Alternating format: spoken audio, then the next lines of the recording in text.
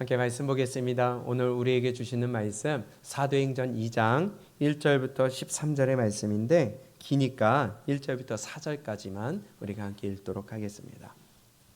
사도행전 2장 1절로 4절입니다. 우리 함께 한 목소리를 읽겠습니다. 시작.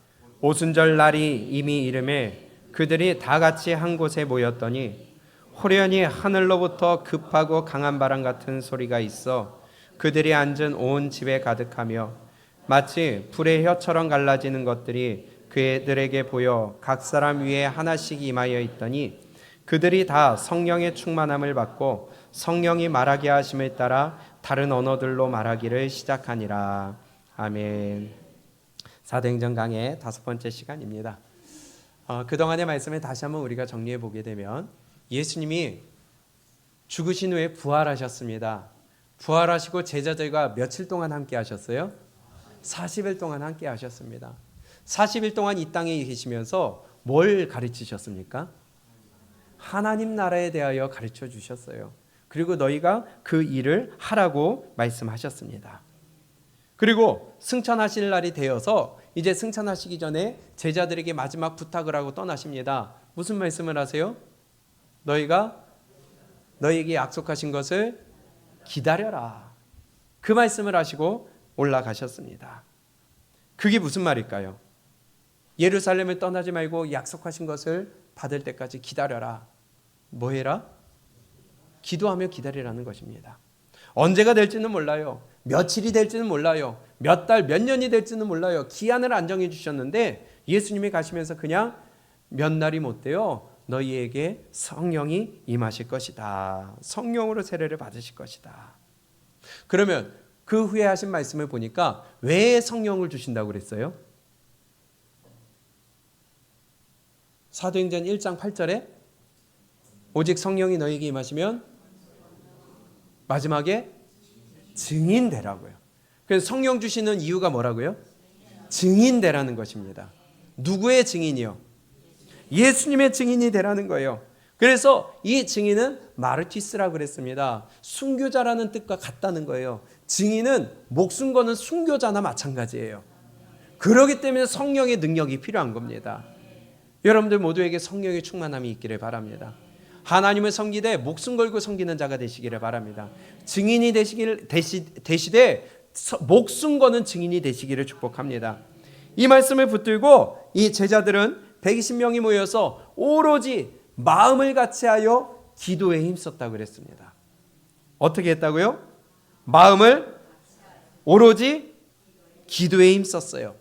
그리고 그들이 모여서 기도할 때에 드디어 오늘 본문에 보니까 예수님이 승천하신 지 10일째 되던 때 그날이 어떤 날이에요?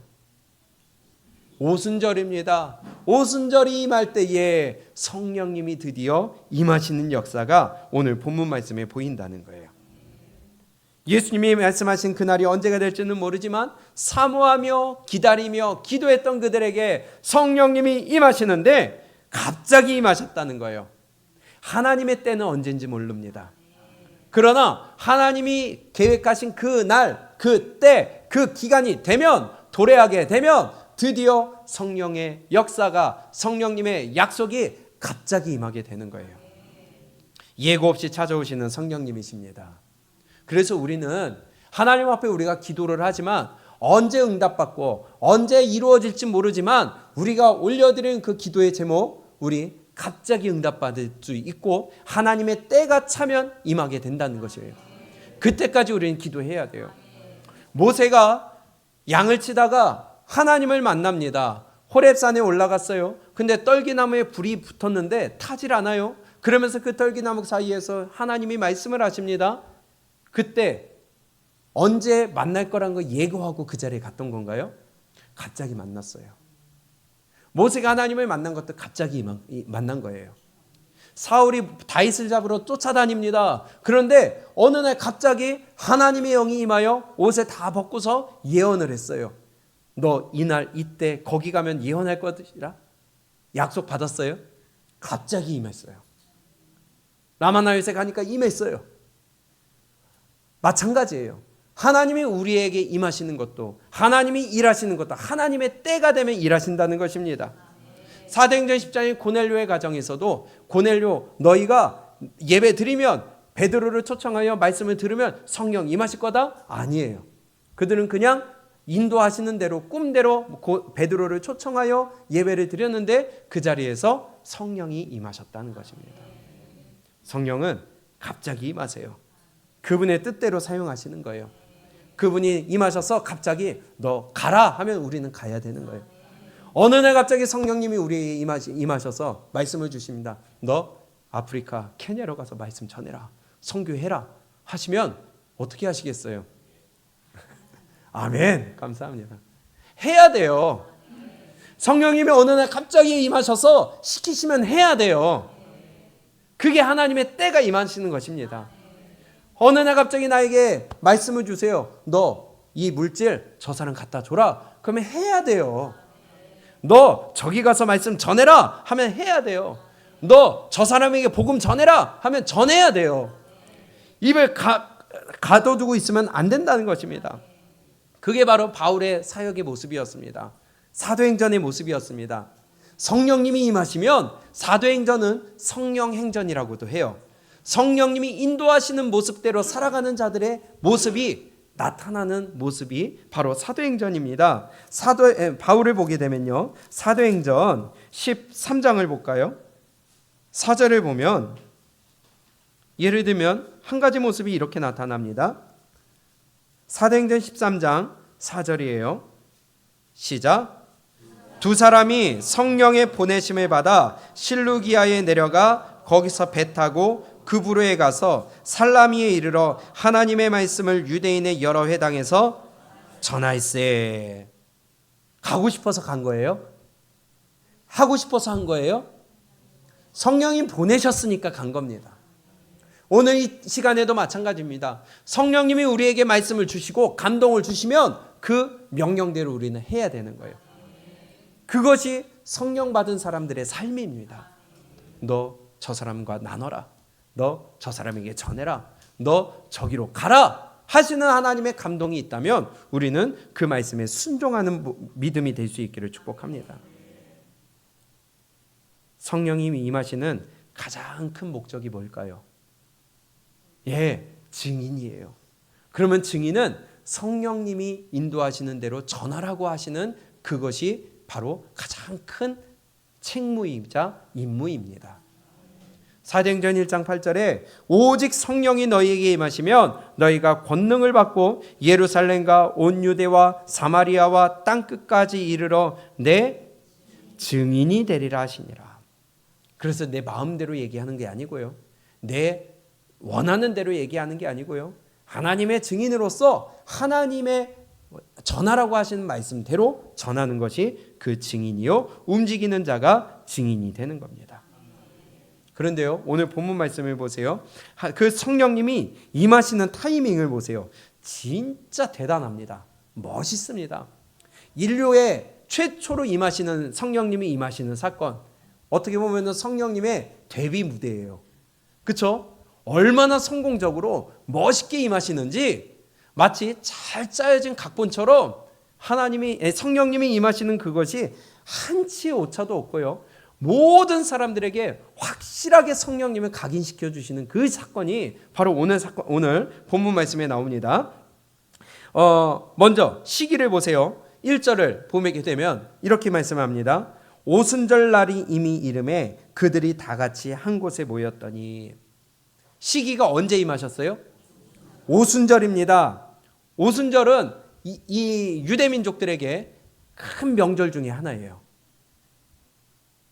하나님이 구약시대 때 유월절, 맥추절, 또 수장절 1년 3차는 너희가 반드시 내 앞에 나와라. 너희가 어디에 있든지 나와라. 아멘. 명령하셨어요. 그 중에 하나가 바로 오늘 오순절 맥추절입니다. 지난주에 우리가 함께 봤죠. 그러면 이날 온 세계에 흩어져 있던 아수르와 바벨론에 의해 전 세계에 흩어져 있던 디아스포라, 이 흩어져 있던 유대인들이 맥추절, 오순절을 맞이하여 하나님 앞으로 나오는 날이에요. 맞아요? 예루살렘이 시끌벅적합니다. 전 세계에서 모였습니다.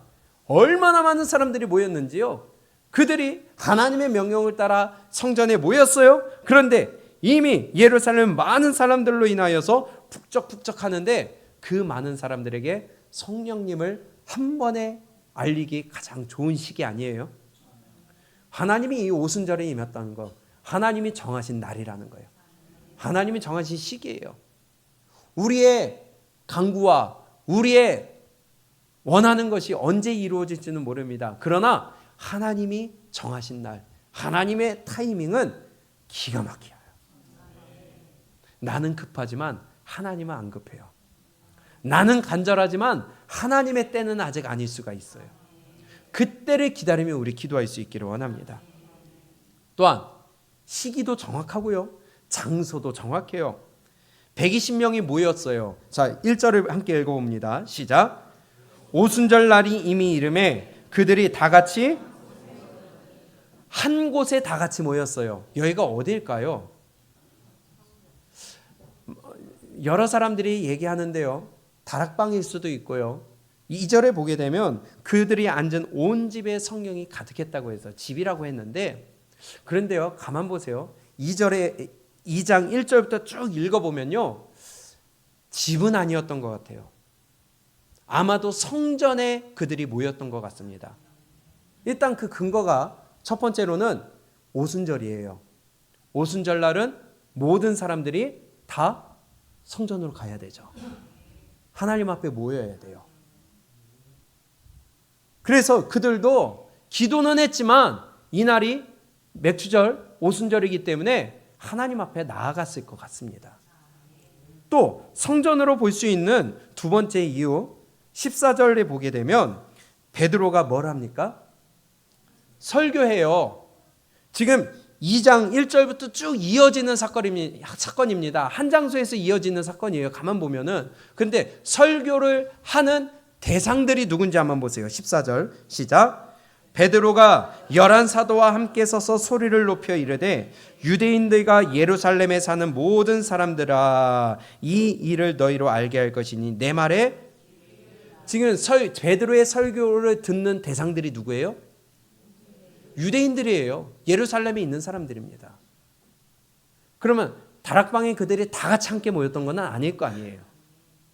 다락방에 그들이 다 같이 유대에 예루살렘에 있는 사람들이 그 다락방에 다 모여요? 그거는 아닌 것 같아요.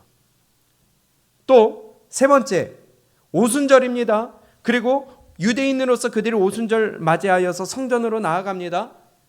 또 2장 2절을 보게 되면 이렇게 얘기합니다. 세 번째 시작. 호련히 하늘로부터 급하고 강한 바람 같은 소리가 있어 그들이 앉은 온 집에 가득하며 마치 불의 혀처럼 갈라지는 것들이 그들에게 보여 각 사람 위에 하나씩 임하여 있더니 그들이 다 성령의 충만함을 받고 성령이 말하게 하심에 따라 다른 언어들로 말하기를 시작하니라. 그때에 경건한 유대인들이 천하 각국으로부터 와서 예루살렘에 머물러 있더니 이 소리가 나매 큰 무리가 모여 각각 자기의 방언으로 제자들이 말하는 것을 듣고 소동하여 다 놀라 신기하게 여겨. 그들이 성령 받는 모습을 보고 놀랬다는 겁니다. 그것을 보고 있었다는 것입니다. 그러면 이 여러 가지 정황들을 볼 때에 첫 번째, 그들이 성령 받는 모습을 봤어요. 다른 사람들이. 두 번째, 베드로의 설교가 그 자리에서 이어지는데 그 대상들이 유대인들과 예루살렘에 사는 사람들이었어요. 세 번째, 오순절이기 때문에 오순절날, 맥주절날 그들은 성전으로 모여듭니다. 이러한 정황들을 보면은 아마도 성전에 있지 않았을까. 예수님이 승천하시고 열흘 동안은 그들이 다락방에 모여서 기도했지만 맥주절을 맞이하여 오순절을 맞이하여 그날 명절에 주님 앞으로 나아갔던 것 같아요. 오늘처럼 이렇게 모였습니다. 그런데 여러 무리가 모였는데 120명의 사람들이 이 자리에도 함께 모였었다는 거예요. 그런데 그들이 그날따라 다른 사람들은 모르겠는데 그동안 열흘 동안 예수님이 말씀하신 그 약속을 기다리며 기도했던 그들이 성전에 모여서 있을 때에 그들이 다 같이 한 곳에 모여 있을 때에 그들에게 120명에게 성령님이 임하셨던 것 같습니다. 이해가 되세요? 그걸 보고 그 자리에 있던 다른 사람들이 놀라기 시작합니다. 그 모습을 보고 소문을 듣고 몰려들기 시작합니다. 이 정도면 성령님의 데뷔 무대가 성공적으로 임했던 거 아니에요? 확실하게 성령님을 각인시켜 줄 수 있지 않았겠어요? 이 무리 가운데 섞여 있는 무리 가운데 갑자기 일부의 무리들만 갑자기 성령을 받아요. 그들 머리 가운데 불의 혀같이 임하는 것이 보여요. 성령의 바람같이 부는 소리, 바람 같은 소리가 들려. 바람이 불었다는 게 아니라 바람 같은 소리가 들렸다는 거예요. 불이 임했다는 게 아니라 불 같은 것이 임했다는 것입니다. 바람과 불은 성령님이 임하실 때에 하나님의 역사가 임하시는 구약에서부터 있었던 표현 중에 하나였어요. 현상 중에 하나였어요. 오늘 이 자리가 그 자리가 될 수 있기를 원합니다. 근데 일부에게 임했다는 겁니다. 120여 명의 기도하며 준비하며 사모하며 주의 약속하신 것을 기다리고 기도하던 자들에게만 임했었다는 거예요. 오늘도 이 자리에 여러분들이 모여 있지만 다 은혜 받는 게 아니에요. 지난주에 말씀드린 것처럼 한 주 동안 이 예배를 위하여 기도로 준비하는 자에게 성령이 임하시고, 기도로 준비하는 자에게 은혜가 임하고, 기도로 준비하는 자에게 응답이 임하는 거예요. 그래서 한 주 동안 기도로 준비하시라는 겁니다. 오늘 주일이네? 교회 가는 날이네? 그러고 그냥 예배 오는 것이 아니라 한 주 동안 준비하셔야 돼요. 한 주 동안 기도하셔야 돼요. 이 날을 위하여 철저하게 기도하며 준비할 때에 120여 명의 사람들에게 성령이 임하였던 것처럼 오늘 이 예배 가운데 은혜가 임하고 성령님이 함께 임하시는 놀라운 역사가 임할 줄로 믿습니다. 그런데요, 오늘 본문으로 들어갑니다. 성령이 말하게 하심을 따라 말했다고 합니다. 120명의 제자들이 한 곳에 모여 있을 때에 갑자기 성령이 임하시는 그 모습, 급하고 바람 같은 소리, 불의 혀처럼 갈라지는 것들이 각 사람 위에 임했다고 그랬어요. 다시 4절을 읽어볼까요? 시작. 2절부터 시작. 호련히 하늘로부터 급하고 강한 바람 같은 소리가 있어 그들이 앉은 온 집에 가득하며 마치 불의 혀처럼 갈라지는 것들이 그들에게 보여 각 사람 위에 하나씩 임하여 있더니, 아멘. 각 사람 위에 하나씩 임하여 있더니, 한 사람 한 사람에게, 그 120여 명의 사람들에게 한 사람 한 사람에게 성령이 임하신 것이 보였다는 겁니다. 그들이 다 기도로 준비했던 그들이 다 성령의 뭘 받아요? 충만함을 받고 거기서 멈추지 않고요. 어떻게 합니까? 성령이 말하게 하심을 따라 다른 언어들로 말하기를 시작하니라. 이곳이 동일하게 성령이 충만하게 임하시는 현장이 되기를 원합니다. 우리 예강교회 예배의 현장도 성령님이 임하셔서 각 사람에게 임하시는 그 능력이 보이고 소리가 들리고, 방언 얘기하는 게 아니에요. 성령의 능력, 방언만이 아니라 그것은 일부의 현상이고요. 성령이 임한다고 하여서 기적이 일어나고 병이 고쳐지고 능력이 나타나고 방언하는 이것만이 성령의 능력이 아니라, 성령이 임하시면 어떻게 한다고요? 성령이 말하게 하심을 따라 말하기를 시작한다는 겁니다. 첫 번째, 내 언어가 바뀌어요. 성령이 임하시면 내 언어가 바뀌어요. 내가 말하는 내용이 바뀌어요. 내가 말하기 때문에 삶이 바뀌어요. 여러분들이 오늘 이 시간 그 현장이 될 수 있기를 원합니다. 급하고 강한 바람 같은 소리가 온 집에 가득 채워지고 불의 혀처럼 갈라지는 것들이 각 사람이 임하여 있더니 이곳에 있는 모든 자들이 다 그 기도하며 120여 명의 사람들이 기다렸던 자들이 다 성령의 충만함을 받는 그 현장, 그 현장이 오늘 이 자리가 될 수 있기를 원합니다. 성령이 임하시면 예배요 순서 상관이 있을까요? 없어요. 찬양만 해도 되고요. 우리가 같이 말씀만 읽어도 되고요. 성령의 감동과 성령의 운행하심이 있다면 그거 아무 소용 없습니다. 예배 드릴 때에 성령이 임하시면 여러분 회개가 터지는 거 여러분들 억지하지 마세요. 눈물 주시는 거 억지하지 마세요. 성령이 주시는 그 감동 억지하지 마세요. 성령이 운행하시는 거 거두어두지 마세요. 성령의 운행하심에 나를 내어 맡기세요. 회개가 터지면 회개하시고요. 스스로 억누르지 마시기를 축복합니다. 성령이 운행하시고 성령이 인도하시는 그러한 예배, 그 예배를 드리고 싶습니다. 성령이 충만하게 임하는 그 예배 드리고 싶습니다. 예배를 사모하는 마음이 넘쳐나고 기도하며 눈물과 찬양이 함께 있고 이 자리에 엎어지며 무릎 꿇고 회개와 하나님을 높여드리는 그 소리가 넘쳐나는 그 예배, 그 예배를 사모합니다. 성령님이 임하시지 않으니까, 내 가운데 성령님이 임하시지 않으니까 예배가 긴 거예요. 싫은 거예요.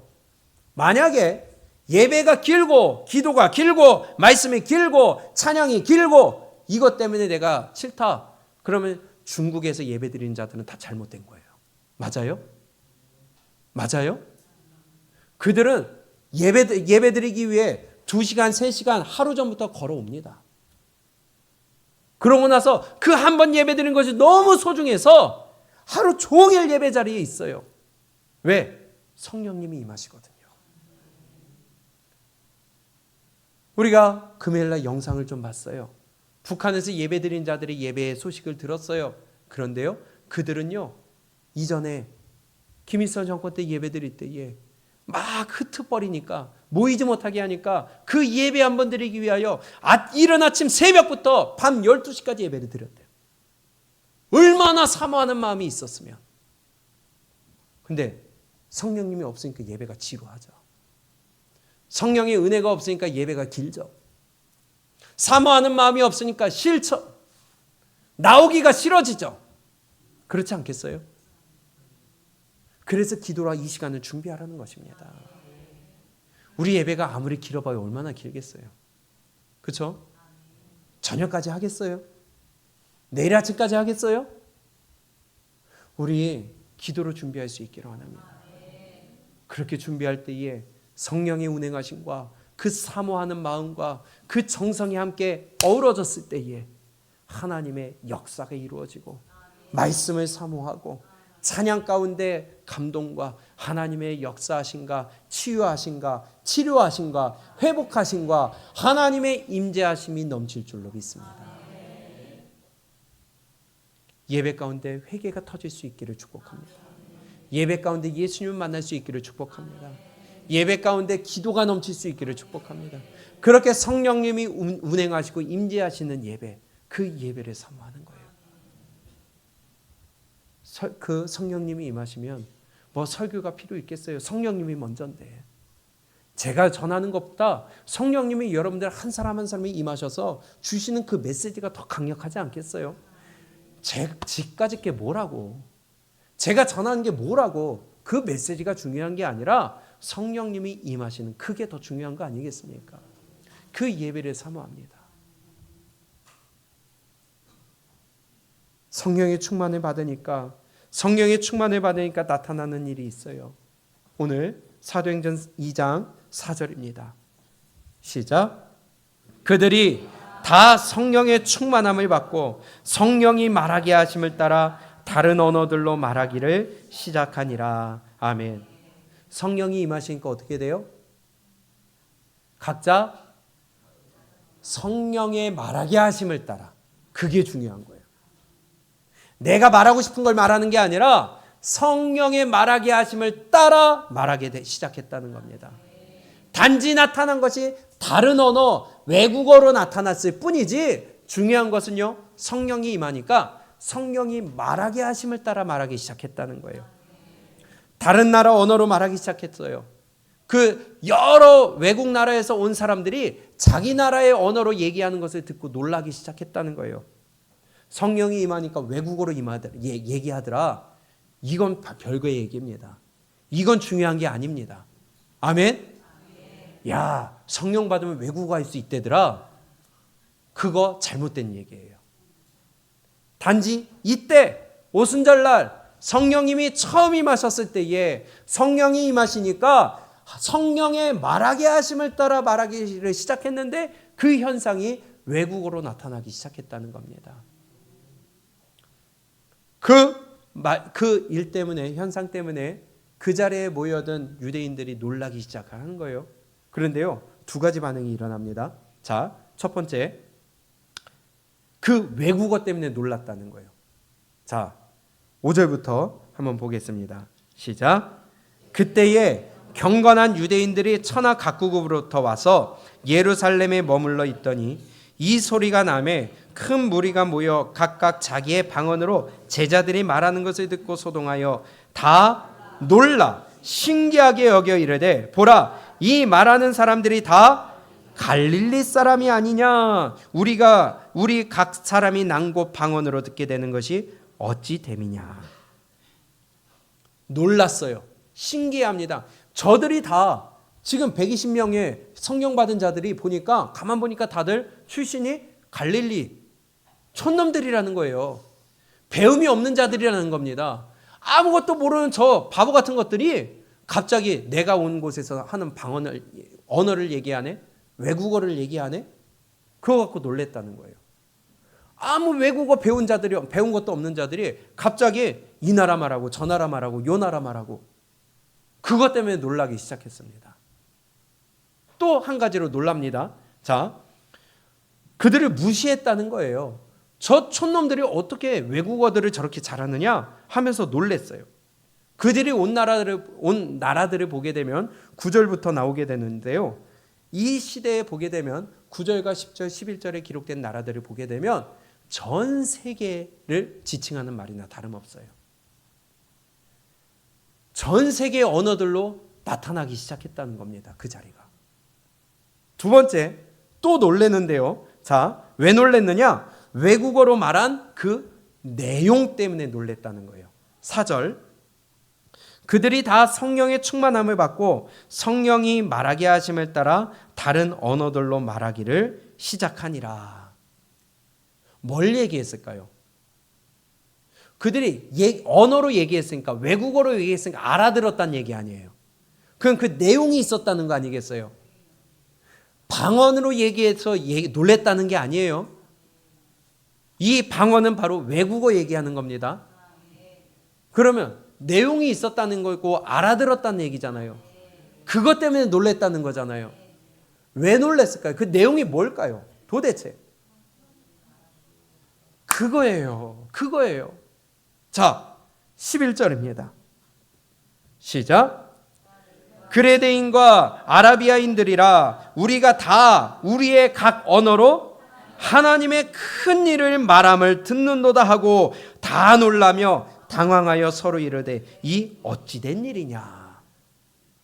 그들이 말한 내용이 뭘까요? 하나님의 큰 일에 대하여서 말하기 시작했다는 거예요.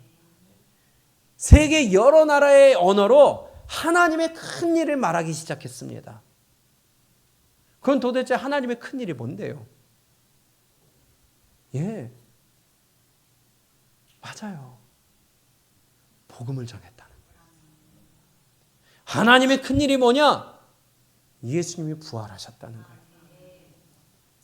너희들이 핍박하고 믿지 않았던 그 예수 그리스도, 너희들이 죽였던 예수 그리스도, 너희들이 십자가에 달려 죽였던 그 예수라는 자가 부활했다는 거예요. 그리고 우리의 죄를 사해 주셨다는 거예요. 하나님의 놀라우신 구원 계획을 말했다는 겁니다. 그것을 듣고 놀랬다는 거예요. 그것을 그 뒤에 14절 이후에 베드로가 다시 설교하는 내용이 바로 그 핵심이에요. 핵심 내용이 바로 그 복음입니다. 예수님이 부활하셨다는 거예요. 예수님이 살아나셨다는 거예요. 그러면 성령이 말하게 하심을 따라 말하는 것은 뭘 얘기하는 거예요? 복음 얘기하는 거예요. 예수님 살아나신 거 전하는 거예요. 성령 받은 자는 뭘 얘기하는 거예요? 예수님의 부활하신 거 전하는 거예요. 그것을 위해 우리에게 성령을 부어주신다는 겁니다. 그것이 바로 복음입니다. 복음을 전하라고 우리에게 성령을 부어주신다는 거예요. 자, 베드로가 한 얘기를 한번 보세요. 사도행전 2장 4절, 그들이 다 성령의 충만함을 받고 성령이 말하게 하심을 따라 다른 언어들로 말하기를 시작하니라. 뭘 얘기했어요? 11절, 그레데인과 아라비아인들이라 우리가 다 우리의 각 언어로 하나님의 큰 일을 말함을 듣는도다. 하나님의 큰 일을 얘기합니다.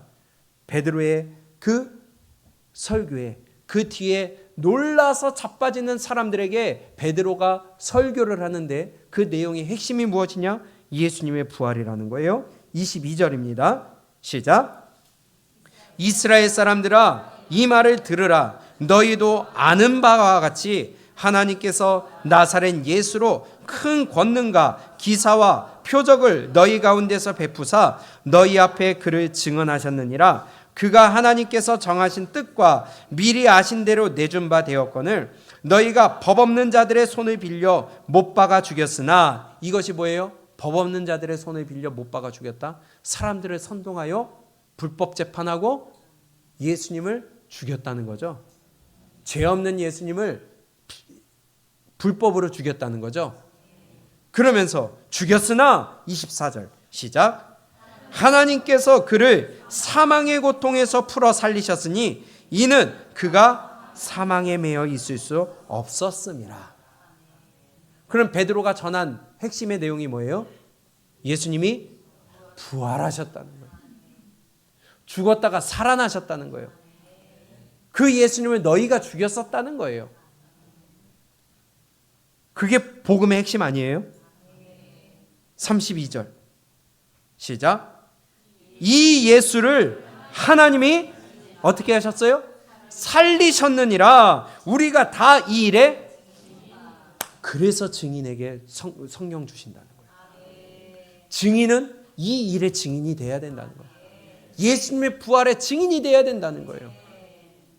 다시 32절부터 읽습니다. 시작.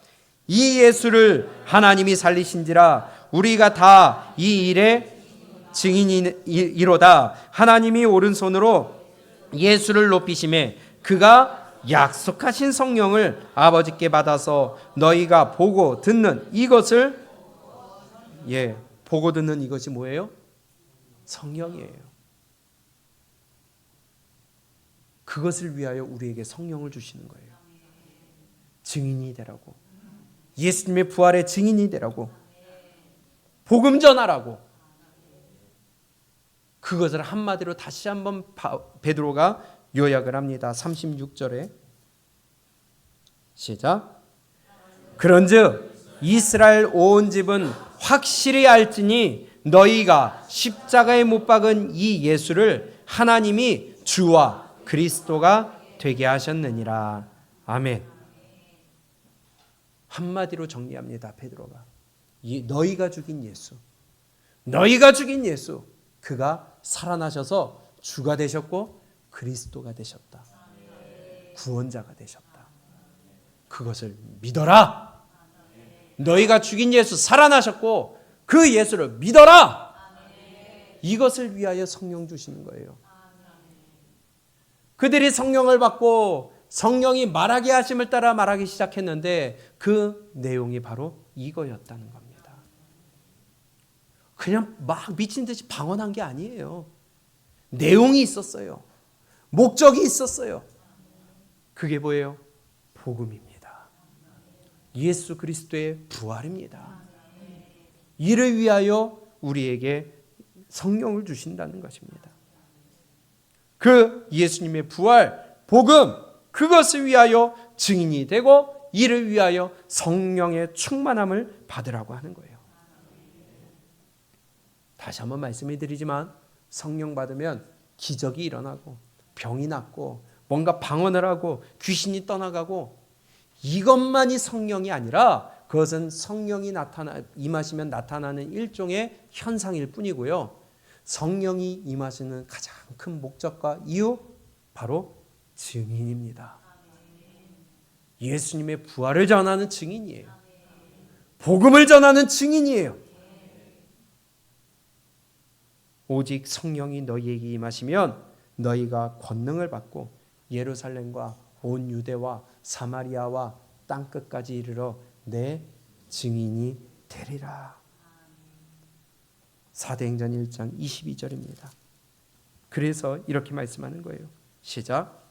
항상 우리와 함께 다니던 사람 중에 하나를 세워 우리와 더불어 예수께서 부활하심을 증언할 사람이 되게 하여야 하리라 하거늘. 아멘. 뭘 증언하는 자가 되어야 돼요? 예수님의 부활을 증언하는 자가 되어야 돼요. 그게 바로 복음입니다. 복음 전하도록 성령을 부어주시는 거예요. 여러분들 성령 받았어요? 성령 받았으면 복음을 전할 수밖에 없습니다. 전해야 됩니다. 왜? 2장 4절 말씀처럼 그 성령이 말하게 하시기 때문에. 성령 받으면요, 말하지 않을 수가 없는 거예요. 전하지 않을 수가 없는 거예요. 그 예수 그리스도의 부활을 통한 구원, 그 예수를 믿으라고 하는 복음, 그것을 전하지 않을 수가 없어요. 그래서 나가서 만나는 자들에게 전하는 겁니다. 내 이웃에게 전하는 겁니다. 예수님 믿으라고, 그분이 당신을 위하여 죽으셨고 그분이 부활하셨고 그 예수 그리스도의 피를 믿으면 당신 구원받는다고. 이 복음 전하지 않을 수가 없는 것이 성령의 능력이에요. 성령이 말하게 하신다는 거예요. 그런데 성령이 전하라고 하는 감동을 주시는데 내가 입을 틀어 막아요. 저 사람한테는 못 전해. 아니 주지 마세요. 그게 성령을 해방하는 거 아니에요? 성령이 임하시면 전할 수밖에 없고, 성령이 임하시면 성령이 말하게 하심을 따라 말하기를 시작하더라.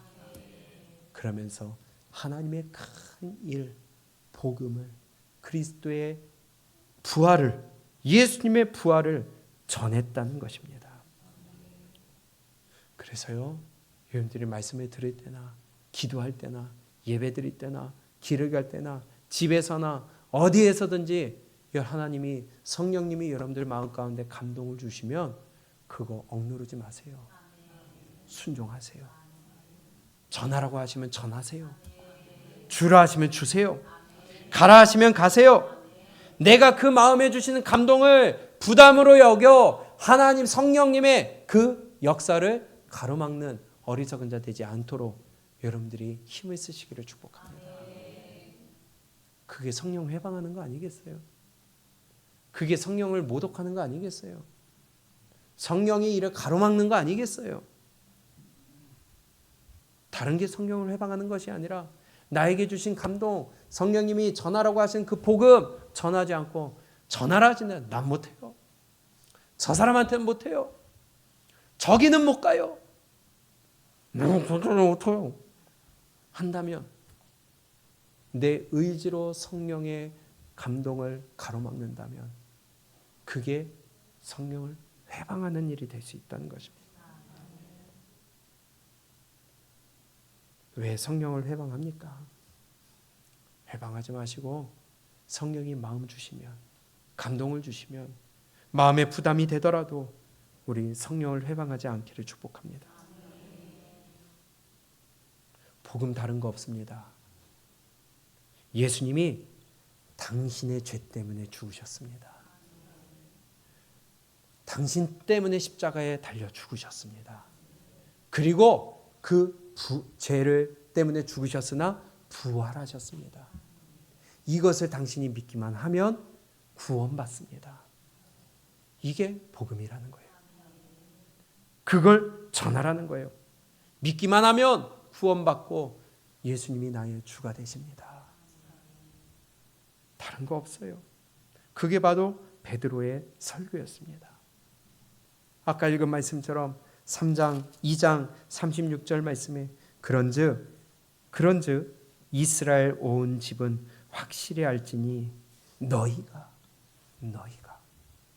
당신이 십자가에 못 박은 이 예수를 하나님이 주와 그리스도가 되게 하셨습니다. 그거 전하라는 거예요. 이게 성령 받은 자가 성령이 말하게 하심에 따라 말하기 시작하는 내용입니다. 그러면 우리 입술이 달라지는 거 맞아요? 내 말이 달라지는 거 맞아요? 내 삶이 달라지는 거 맞아요? 그래서 성령이 임하시면 모든 것들이 순차적으로 달라지게 된다는 거예요. 그대로 순종하기만 하면. 희한하죠? 베드로가 요것만 전했어요. 이스라엘 온 집은 확실히 알지니 너희가 십자가에 못 박은 이 예수를 하나님이 주와 그리스도가 되게 하셨느니라. 이 간단한 복음의 내용만 전했는데 그들은 말씀이 복음이 역사하기 시작한다는 겁니다. 37절 함께 읽습니다. 시작. 그들이 이 말을 듣고 마음에 찔려 베드로와 다른 사도들에게 물어 이르되 형제들아 우리가 어찌할꼬 하거늘 베드로가 이르되 너희가 회개하여 각각 예수 그리스도의 이름으로 세례를 받고 뭘 받으라? 죄사함을 받으라. 그리하면 성령의 선물을 받으리니 이 약속은 너희와 너희 자녀와 모든 먼데 사람 곧 주 우리 하나님이 얼마든지 부르시는 자들에게 하신 것이라 하고. 아멘. 간단한 복음의 내용만 전했어요. 당신 때문에 예수님이 죽으셨습니다. 당신 때문에 예수님이 십자가에 피 흘려 죽으셨습니다. 그러나 부활하신 그분을 믿기만 하면 그가 주가 되시고 그리스도가 되십니다. 이 말씀만 전했어요. 그랬더니 그들 마음 가운데 찔려 우리가 어찌할꼬. 그 복음만 전하면 돼요. 그것만 전하면 말씀 자체가 역사하십니다. 이거조차 못하면 말도 안 되죠. 당신 때문에 예수님이 돌아가셨습니다. 믿기만 하면 구원받습니다. 이 간단한 복음을 듣고 그들의 마음에 찔렸다는 거예요. 이거 하라고 우리에게 성령 부어주신다는 거예요. 복음 전하라고, 그 복음으로 살라고. 그래서 내일부터 뭐예요? 예. 그래서 복음 들어야 된다는 거예요. 우리 복음으로 삽시다. 그러려면 성령 받아야죠. 이미 받았는데요. 그럼 또 받아서 성령 충만 받아야죠. 성령의 충만을 받지 못하니까 하나님의 말씀과 멀어져 살아가고요. 내 삶이 우선이 되고요. 내 감정이 우선이 되고요. 내 생각이 중심이 되고요. 하나님이 주신 말씀이 가치관이 아니라 내가 사는 경험이 중심이 되고요. 이번 세일의 특별 기도회를 통하여 우리 다시 기준을 올바로 세우고 성령의 충만함을 받아 성령이 말하게 하심을 따라 말하는 우리 입술이 시작될 수 있기를 원합니다. 이거 하라고 성령 부어주셨어요. 여러분 성령 받으셨어요? 복음 전하는 입술이세요? 아니면 성령이 주시는 그 감동, 그 부담, 그거 억누르고 계세요? 성령 해방하지 않기를 축복합니다. 그런데요, 이 복음을 듣고 두 가지 반응이 일어나더라는 것이에요. 시간상 오후 시간으로 넘기고요. 여러분 성령 받으셨습니까? 그러면 이제 성령의 말하게 하심을 따라 복음을 전하는 입술이 되시기를 축복합니다. 예수님의 부활을 전하는 입술이 되시기를 축복합니다.